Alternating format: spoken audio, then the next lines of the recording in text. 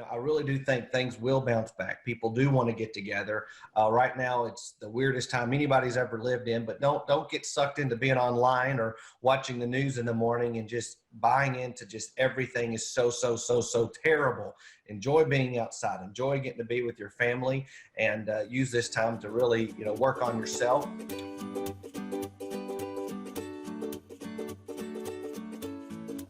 I am here today with Jay Cash. Jay, tell us about your business. Aaron, thank you for letting me jump on here.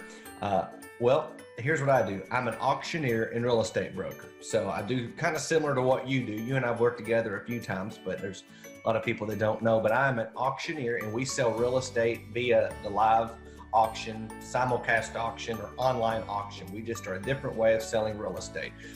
Primarily we sell real estate, but we do estate settlements, business liquidations, and personal property. That's usually what that entails. But auctioneer and real estate broker, and I've done it my entire lifetime. It's all I really know how to do, and it's all I've done my entire life.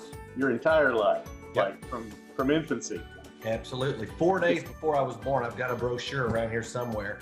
My mom and dad are auctioneers and real estate brokers, and 4 days before I was born, I was at an auction. Mom was there as the cashier. My dad was acting as the auctioneer, and so that was on October 20th, 1984, and 4 days later I was born. So I love to show people that literally I was at auctions before I was even born. We do a lot of real estate auctions. We do fundraising and benefit auctions as well all over the country.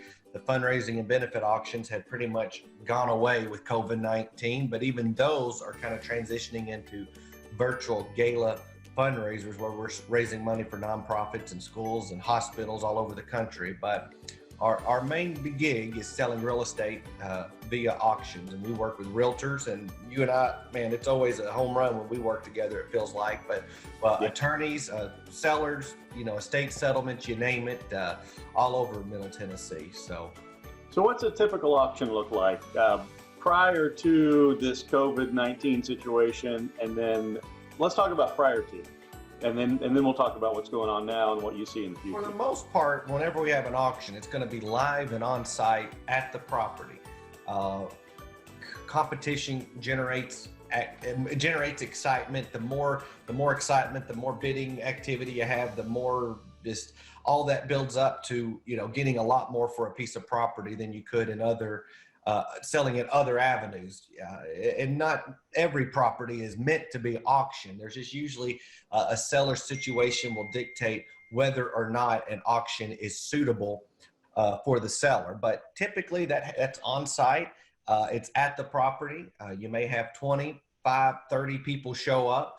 At the last one we did over on Old Nashville Highway, I think we had about 60 people show up. And there were a bunch of people in the yard. Had to park cars, and there's really there's kind of a formula when we talk to people. There's a lot of times when an auction doesn't make sense. At the end of the day, I know you believe this, and I truly believe this, but we believe that people deserve to have absolute certainty when it comes time to selling their most valuable assets, which typically that's a piece of real estate.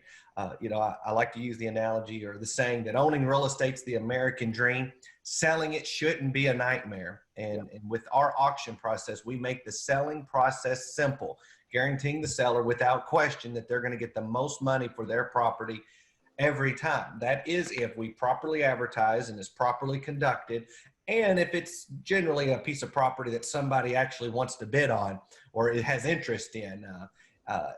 Condition plays a factor.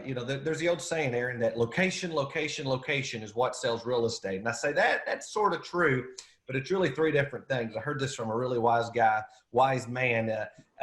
It's not location. It's location, it's the price and the condition.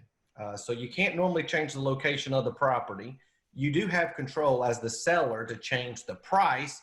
And as the seller, you do sometimes have the option to change the condition if the house is in need of repairs. Now, a lot of times sellers don't want to change the condition. They don't have the money or the time, and they just don't want to put all the money into the house they're trying to sell to change the condition. So that's usually why you might have an auction. And I love using that saying, but I just like to throw it out there. So that's why I got to do it. Price, location, and condition is what sells, not necessarily location.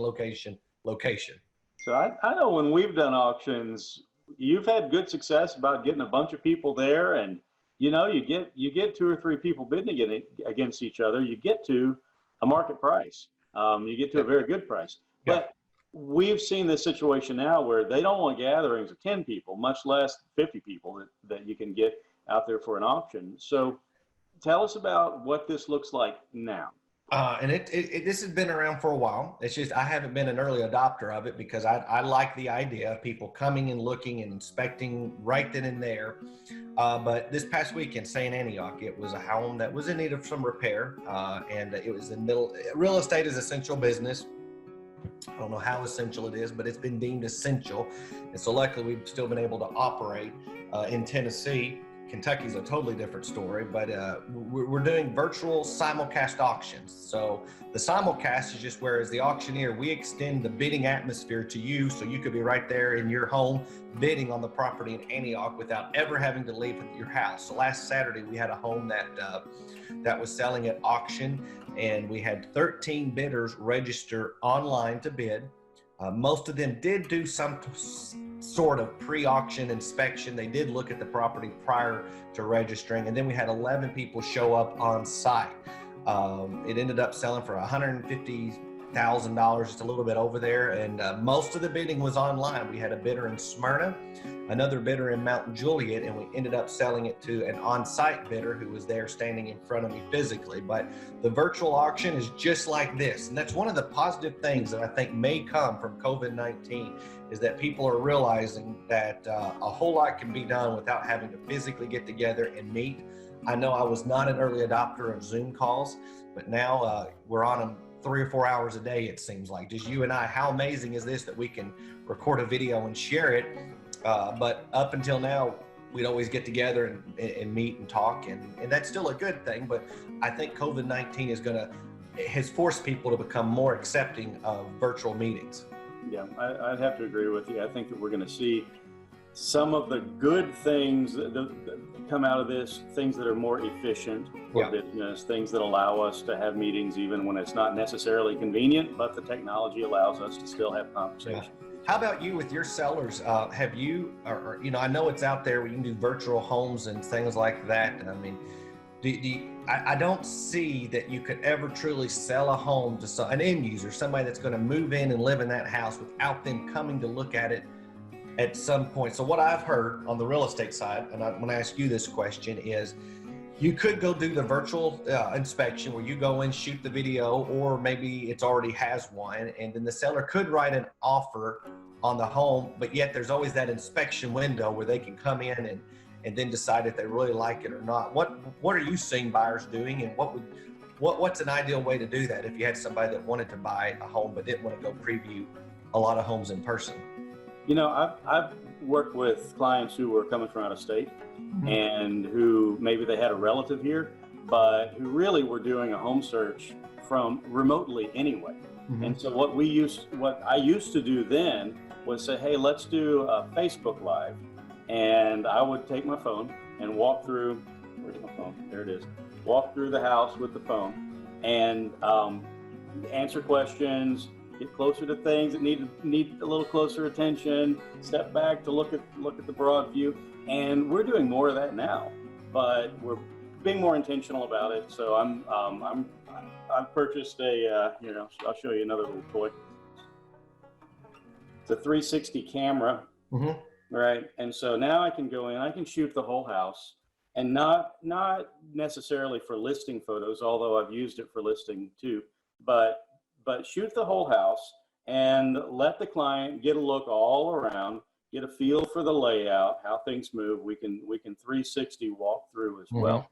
And so they're getting a much better look at a house that they were already pretty serious about based on what they saw online and based on what my eyes and ears and nose told me about the house. But in the end, somebody that they trust that is related to them, or that, one of the spouses, somebody needs to walk through the house. I know. Hey, it's no surprise. Everybody knows a realtor or real estate agent of some sort. And I think Middle Tennessee, at our Middle Tennessee Association of Realtors, there's over 2,000 realtors, and you consistently are in the top few percentage of that. I don't know if you're always number one. Some months you are number one, other months you're pretty dang close at your, not only at your brokerage, but just regionally. And I always say there's so many realtors that just don't get it. They don't get it, and you get it. And that's why I love working with you every time you call. When you're working with sellers, or really actually, I want to ask this as a buyer question, because this is a question I usually have. What is something you find, and I'm going with this because at auction, we sell everything as is, where is. The seller is not required to make any kind of repairs or improvements once the property is sold. So when the buyer comes to an auction, they can do any kind of pre-auction inspection that they want to. Just once they buy it or they're the winning bidder the day of the sale, we don't then open it up to negotiations of I want this fixed or that fixed, which is where on the private side, you negotiate a price and you may go back and forth, and then you do your inspection period, and then you negotiate maybe some more inspections. So this is where I'm going to throw the question to you. Okay. What is something you find buyers get hung up on consistently? And if you were writing a book, you'd put this in your book of things that maybe aren't that urgent or not that big of a deal, but they seem to get hung up on it. What's a common thing you see with your buyers? Do you mean a specific repair item that they consistently get hung up on, or just maybe that, or what comes up in an inspection that scares them that may not be that big of an issue?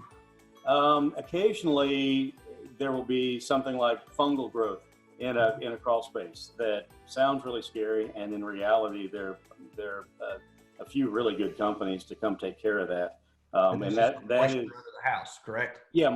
So it's as a result of moisture that was under the house. Maybe there was a leak. You know, this has happened on a house. There was a leak years ago that was addressed and taken care of, but because of the moisture from that leak, there was an amount of fungal growth that grew, and it's just sitting out under there, and it's going to be there until somebody cleans it. And so really, it's just a matter of going down there and cleaning it. Yeah, get somebody down there to remediate. Don't lose out on a deal there. But and that's one of the main reasons. There's some people that they don't need to buy at auction. They can't handle that because it's as is. But I like to always go back and say, you can make any inspections. We're not here to mislead, deceive, or hide anything about the property. It's just a matter of that the sellers aren't going to be making any kind of repairs post auction. And still, that's not, not everybody can come to an auction and have that kind of confidence there. But there's a ton of benefits to buying at auction, selling at auction, and then there's many times that you're better off to list it. And that's where I think you and I have been able to gel so well.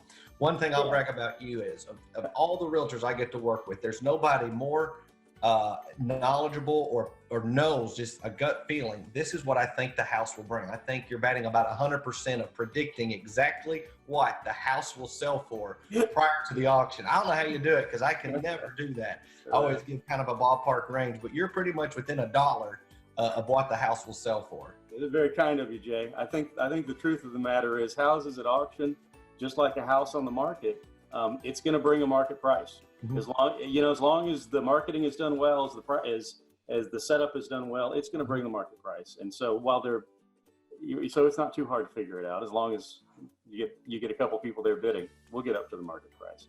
Exactly. Jay, let me ask you: has the coronavirus situation, have you seen it affect your real estate business? Me personally, absolutely. Yes, I do. I mean, there's tons of realtors that are saying, no, business as usual, not.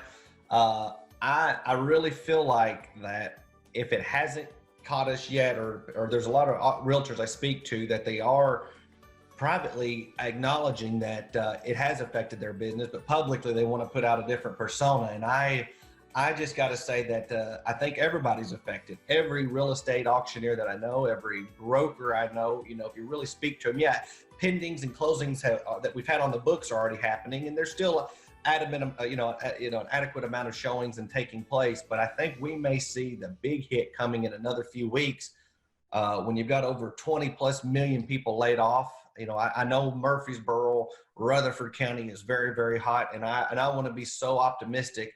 But I think we've got to be, you got to understand that it's affecting everybody. I think there's some investors lots of investors have said for the last several years, you know, when there's multiple offers coming in on every property, I'm just going to wait for a downturn. I'm going to wait. I don't know what it is about COVID-19, but a lot of those same investors are now wanting to sit on their cash and just see what's going to happen. It's still a great time to sell. I personally, our auctions that we've had have all brought exactly where we kind of felt like they would, but everyone in the audience, everybody that's participating, all has concerns, and eventually I think it could catch up to us where people are going to sit on their money, and there may not be. I don't know. I can't predict, but I can definitely say it has affected our auction business. Like I said, the fundraising and benefits that we do all over the country. We did 65 professional fundraisers last year, and every single one of those is completely canceled up through July.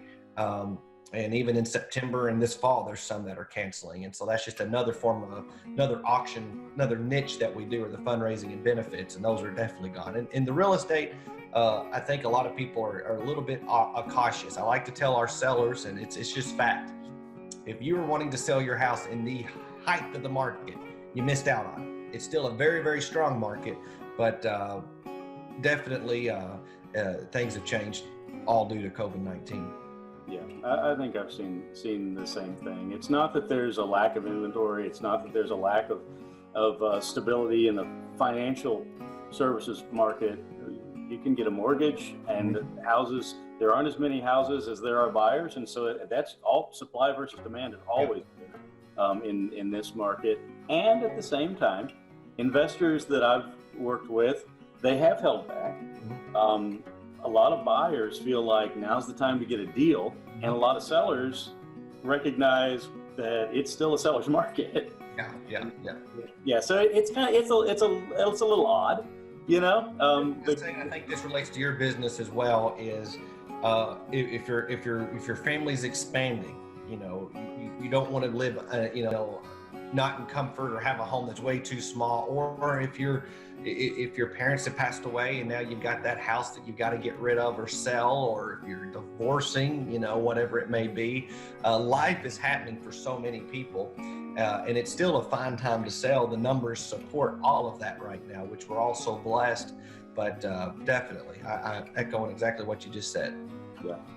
Yeah. Life goes on. Life will continue to go on. Now, for those that are permanently losing their jobs and are going to have to find new jobs, new careers, whatever that looks like, there are going to be a lot of people in that boat. It's not the majority, but there are still a lot of people in that boat. Or even, you know, some of our investor friends, I know you've got them too. You know, there's a buddy of mine, he's probably got 60 properties, and he said 4 people were unable to pay.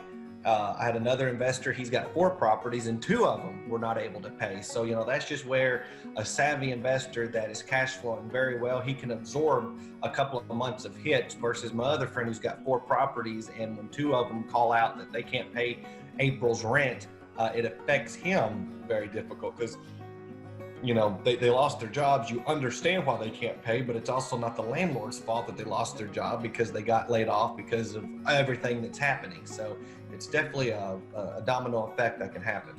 Yeah, definitely.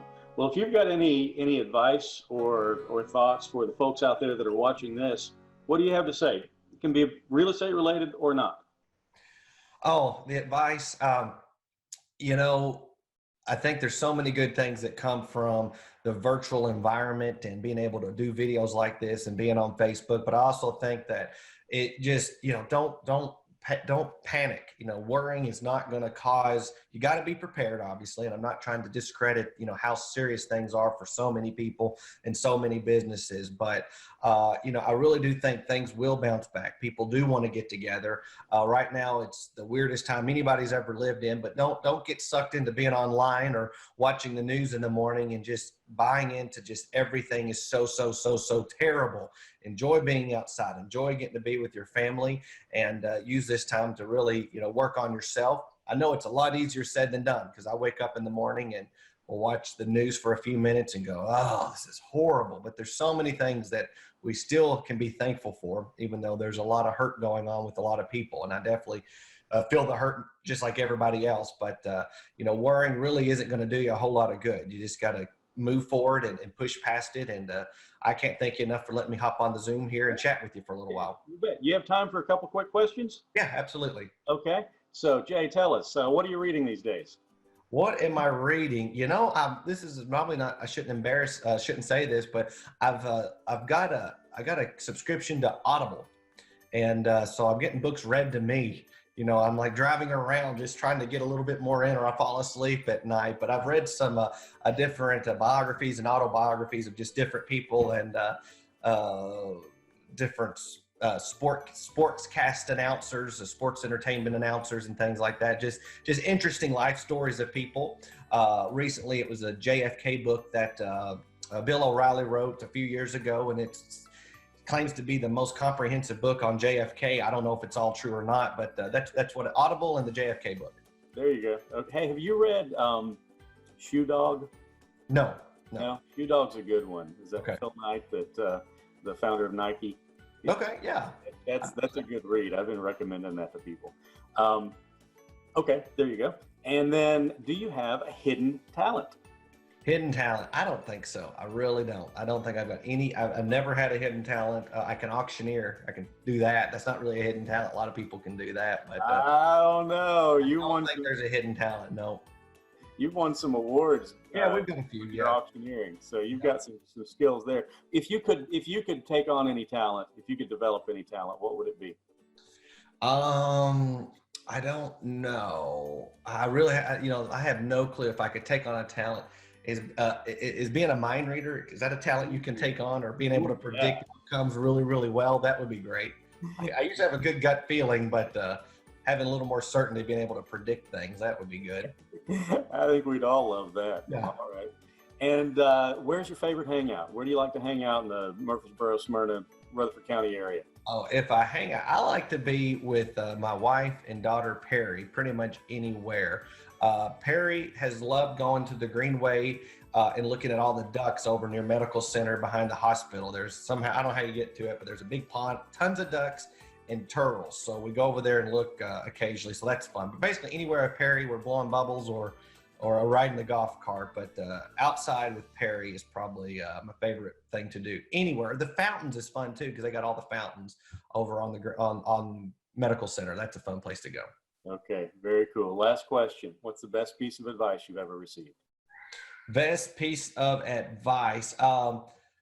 There's been a lot. I'm trying to think of how to eloquently say this. I guess handling criticism is really good. I got a business coach, and I never thought I needed a business coach, but he's pretty good, Coach Michael Burt. But he said about handling criticism, everybody's going to get criticized over something. There's usually a little bit of truth in any criticism you get. So extract that little bit of truth, acknowledge it, and move on. Work on it and get better, but don't let it just completely suck you down and just drain you of all the things that you've been able to accomplish when you get just a little bit of criticism, because that will happen. And then also the other thing, another C word, is conflict. Conflict is necessary for growth. Nobody likes to go through conflict, but some great things can come from conflict. A lot of businesses have opened and been created because they were in conflict at another business. So those are two things that I remind myself of daily. That's good stuff. It's so true too. Nobody likes to hear that criticism. Everybody wants to avoid conflict, and yet those are the things that help us to grow. Yep, if we handle it in the right way. Exactly. The right attitude about it. Yeah. Very cool. Well, I'll tell you what, I'm going to put your contact information somewhere. I found a way to, there it is right there. I found a way to sneak mine in to the Zoom, but I'll put that out there, and thank you very much, Jay. Oh, absolutely. I appreciate letting me be on here. There's not a better realtor in the world to work with than you, and I love it when you call. If anybody ever has questions on auctions, you can answer them just as well as I can, and kind of decipher if an auction makes sense. I thank you for letting me come on here, and I hope to see you in person sometime soon. I'll shake hands with you when they let us. Absolutely. See you. Thank you, Jay. Have a good one.